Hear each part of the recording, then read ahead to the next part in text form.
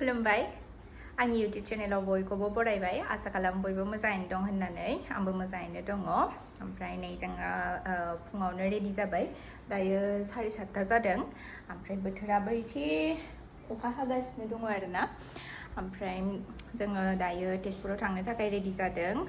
राजा आं आरो आइ थांगोन साथामजों माने दिनै आंहा चेकआप दङ आरोना ओमफ्राय जोंथ' फार्स्टआवनो क'क्राझाराव नायबाय थादोंमोन बिनि उनावहाय उदालगुरि जाबाय ओमफ्राय दायो जों तेजपुराव थांनोसै आरोना माने डिलिभारिखौ तेजपुरावनो खालामनो सानदों ओंखायनो दानिफ्रायनो तेजपुरनि डक्टरजों एसे कन्टेक्ट खालामनो थाखाय जोङो थांसै ओमफ्राय टेस्टबो दङ आंहा थ' रेडि जाखांबाय ओमफ्राय आङो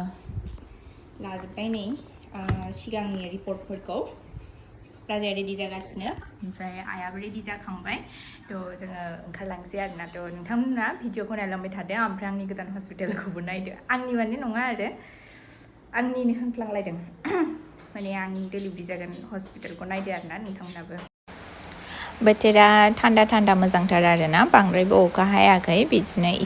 एसे हादों आरोना ओमफ्राय नै जों जागायबाय जोंनि जार्निखौ थ' थांबाय थानोसै जोङो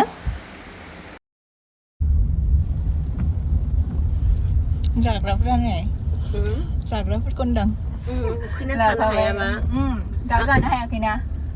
आंना उखैनाया बोरैबाथारहाय आं दा सहैबानो उखैगोन बायदि मोनदां उखैखायो आयो साबो लादों दै लादों ओमफ्राय थालिर लादों ओमफ्राय माबा लाबाय परथाया गांसे लाबाय नोंथ' हाखाया ओमफ्राय माबा लाबाय दावदै लाबाय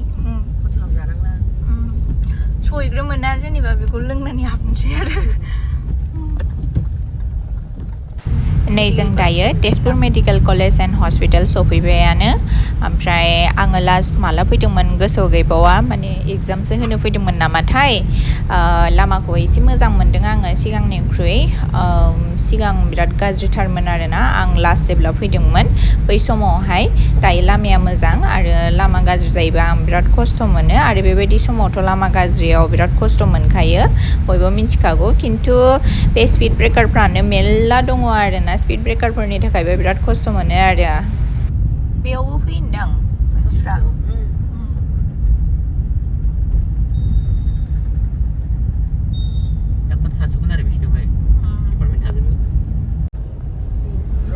सफैबायानो जोङो नै लिरनाय दंखायो बेयाव बेनो दां नै बेनो Tezpur institute of Medical Sciences बेनो जोंनि हस्पिटाला दा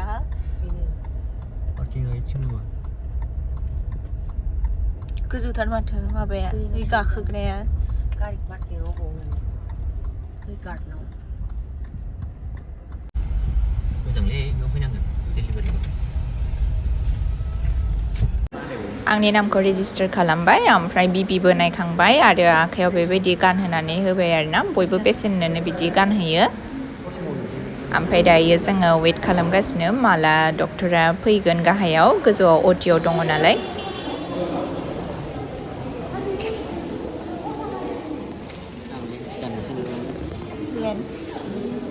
आयखौ नुहुरलायलाङो दा बांद्राय मोजाङै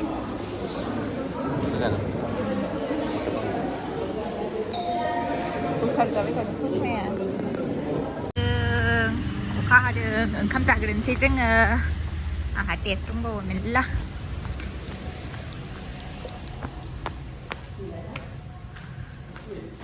जों फार्स्ट थांनाय रेस्टुरेन्टावहाय ओंखामा जाथ'वाखैमोन ओंखायनो जोङो नैहाय फैबाय ओमफ्राय गोसोआव फैयाखैमोन आरोना बिदि बर' हटेल दङ होननानैहाय ओमफ्राय थाबैनो जोंना गोसोआव फैबाय नागिरैनो ओमफ्राय ओंखायनो बेहाय सफैबाय ओमफ्राय नै नायनानै लादो नोंथांमोना बेवहाय मा मोनो गासैबो जोंनि स्पेसियेल ओमफ्राय जायगाखौबो मोजां मोनदों आङो नायलांबाय थादो नोंथांमोना जोंनो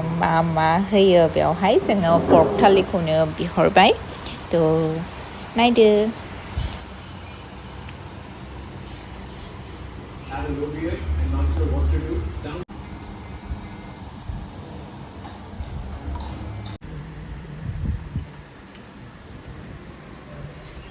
जादो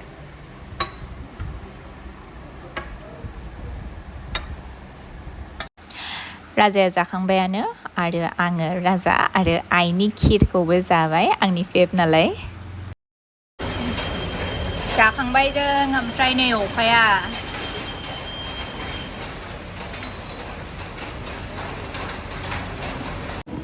मोनसे टेस्ट खालामखांबाय ओमफ्राय नेक्स्ट टेस्टनि थाखाय नेगासिनो दङ जोङो दायो 2 घन्टा जिरायथ'नो होदों नालाय ओंखायनो नेनायानोसै आरो दिनैनि खामानिया ओमफ्राय मानसिफोरखौ नायनाय आरोना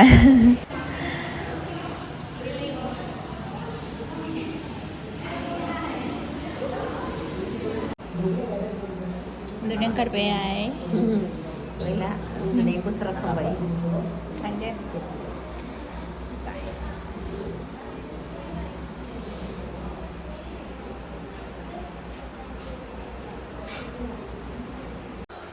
आफ्टार टेस्ट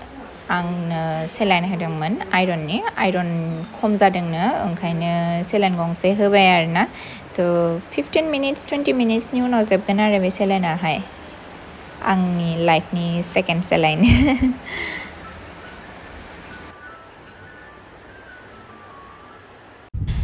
दायो जों न'आव थांगासिनो माने सफैबायानो होनजायो 9:08 जाबाय जोबोर मेंग्लिबाय भिडिअ बानायनायनि गोहोआनो गैला रायलायनायनि गोहोआनो गैला बिराद उखैनायबो मोनबाय भिडिअखौ नोंथांमोननोबो शेयार खालामबाय आङो चेकआपनि नोंथांमोना जुदि भिडिअखौ मोजां मोनदोंब्ला लाइक कमेन्ट शेयार आरो चेनेलखौ साबस्क्राइब खालामनानै होदो अननानै नेक्स्ट भिडिअ लोगो मोनगोन दिनैनि थाखाय एसेनोसै गोजोन्थों